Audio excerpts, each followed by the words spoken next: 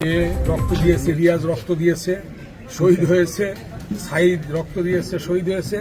এমনিভাবে শত শত ছাত্র জনতা রক্ত দিয়েছে। আমরা তাদের আত্মার মাগফিরাত কামনা করি এবং তাদের রক্তের বিনিময়ে আমরা যে নতুন করে বাংলাদেশ স্বাধীন পেয়েছি, এই স্বাধীনতাকে ধরে রাখতে হবে, এই অর্জিত স্বাধীনতাকে রক্ষা করতে হবে এবং এই দেশকে এগিয়ে নিয়ে যেতে হবে এবং নিপীড়িত বঞ্চিত ছাত্র সমাজ যারা অধিকার হারা ছিল তাদের অধিকার প্রতিষ্ঠা হয়েছে, সেই অধিকার ধরে রাখতে হবে। আমরা ইতিমধ্যেই নামকরণ করেছি ঘাটার চত্বর, শহীদ রিয়াজ চত্বর এবং তার নামে স্কুলে একটি ভবন হবে আগামীতে। সরকারিভাবে আমরা এগুলি যাতে করতে পারি, আল্লাহ তাআলা যাতে আমাদের করার তৌফিক দেয়, আপনারা দোয়া করবেন।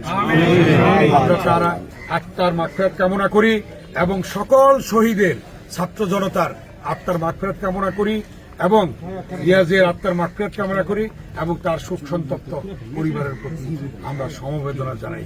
আমাদের আন্দোলন থেমে নেই, এই আন্দোলন চলবে যতদিন পর্যন্ত এই স্বাধীনতা অক্ষুণ্ণ রাখার জন্য যদি আবার রাস্তায় নামতে হয় আবার রাস্তায় নামবে। এবং ছাত্র জনতা যে তাদের যে কমিটমেন্ট, সেই কমিটমেন্ট অনুযায়ী তারা কাজ করছে, ইনশাল্লাহ তারা করবে।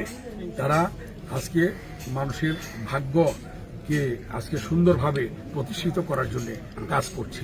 অতএব এই ছাত্র জনতার প্রতি আমরা শ্রদ্ধা জানাই তাদের এই কার্যকলাপের জন্য, তাদের এই কর্মকাণ্ডের জন্য। ধন্যবাদ।